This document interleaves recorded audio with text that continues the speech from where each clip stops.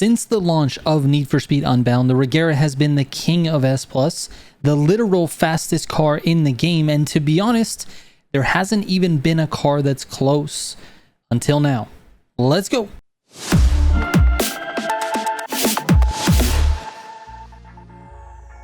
The Need for Speed community has already sort of figured out that the EVIJA is going to be meta, and again, sorry if I pronounce EVIJA or EVIJA or EVIJA or EVIJA. I'm not even sure how to pronounce it, and I don't care because I'm American. Anyways, Need for Speed community has already sort of figured out that the EVIJA is going to be meta, so I'm not going to sit here and pretend like I'm telling you something groundbreaking, but I did decide to test the Regera head-to-head with the EVIJA so that I could satisfy my own curiosity about how much better it is and why. So in this video, I have for you 4 different race tests for both cars, along with 12 different categories that I judge these two cars on. So starting with the races, and keep in mind, these race times have a ton of variables, the most impactful being the driving skill of me and the traffic in these races. So I tried to race these events as many times as I had the patience for, which was about 4 to 5 times to really give each car a solid shot. Anyways, let's get into the results. So starting with the first race, Endgame. Now this is an endurance race. It has a bunch of tests for these cars, including top speed sections, tight turns, braking zones, traffic, all kinds of insane stuff. And this race was very difficult to test on. I actually did about 6 races for each of these cars, and I recorded the best time for each one. The EVIJA was a 3:55.44. The Regera's best time was a 3:59.11. Now those times are about 4 seconds apart, and to be honest with you, neither one of those runs was super clean, which to me is sort of even. Moving on to the corner heavy race, Headspin. This race features a ton of corners and a lot of really tight corners at that. So the EVIJA ran a 1:38.17, and my best time ever with the Regera was a 1:38.01. Now during testing, I couldn't get anywhere near that time. I only ran a 1:46.19, and I believe it's because the Regera had a patch, and that time that I recorded as my best was done pre-patch. Anyways, the next race was called Ostinato. This is a oval race, and in this one, the cars were incredibly close, but on my very first run with the EVIJA, I ran a better time than my fastest Regera time ever, which is a 1:12.35. The fastest Regera was a 1:13.11, almost a second faster, and that was pre-Regera patch. Now, during the testing, I ran a 1:17.127 with the Regera, so you can see just how far off these cars are on this oval track. And finally, the highway test, Big O. Now this race takes place basically all on the highways, with the EVIJA running a 2:54.93 that beat my best Regera time ever, which was a 2:55.04. Again, that best time was done pre-Regera patch. Now, unfortunately, I could not get a full clean run in the testing before I finally just gave up on this one, and it really wasn't the Regera's fault.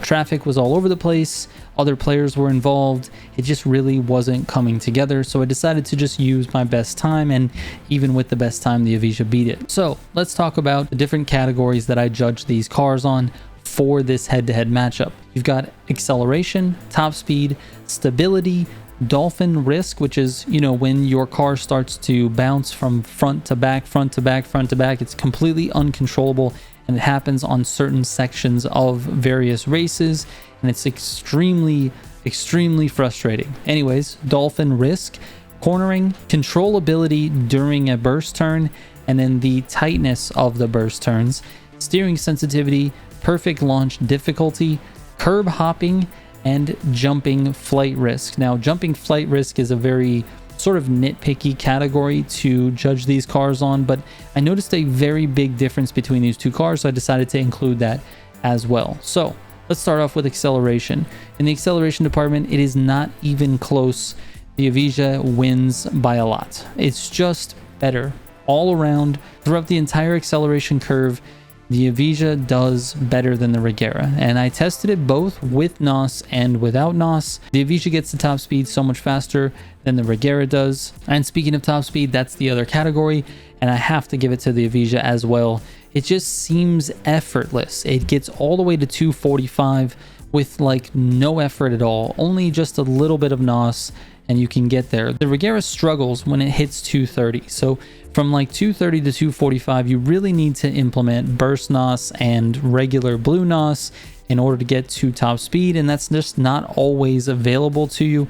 The EVIJA gets there just effortlessly, and that actually was the result of that patch that I've been talking about for the REGERA. The REGERA used to climb to 245 with ease, and they decided to nerf that ability of the car, even though at the time it didn't seem like a big deal.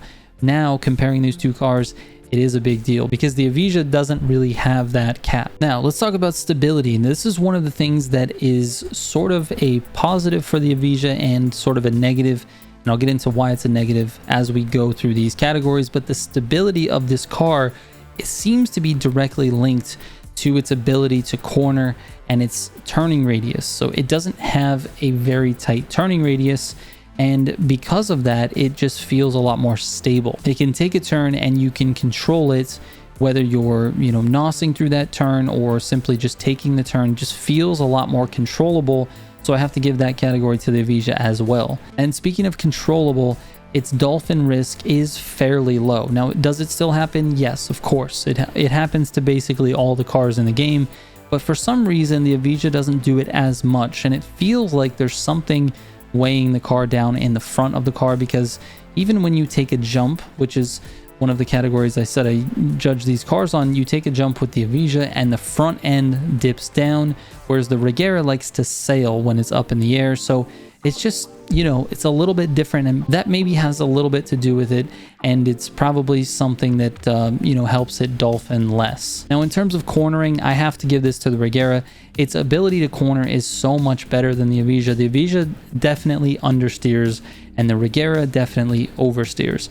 Now, if you're a very high-skilled driver, that's going to play to your advantage if you're in a REGERA. However, I think the EVIJA's acceleration really makes up for the cornering deficit that it has.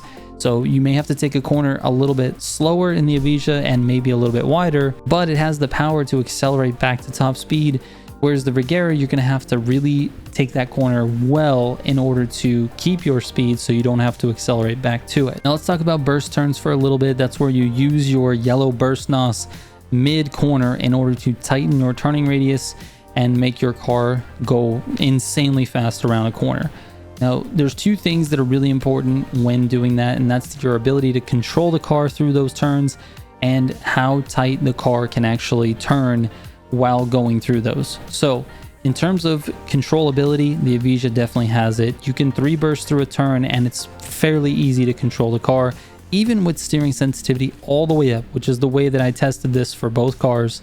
It really is controllable through those burst turns, but the tightness is just not there. If you take the REGERA and you take it up a hill with lots of hairpin turns and you're chaining 3 bursts back to back on all of those turns, the REGERA really does well. It can take a very, very tight turn when you're using burst NOS.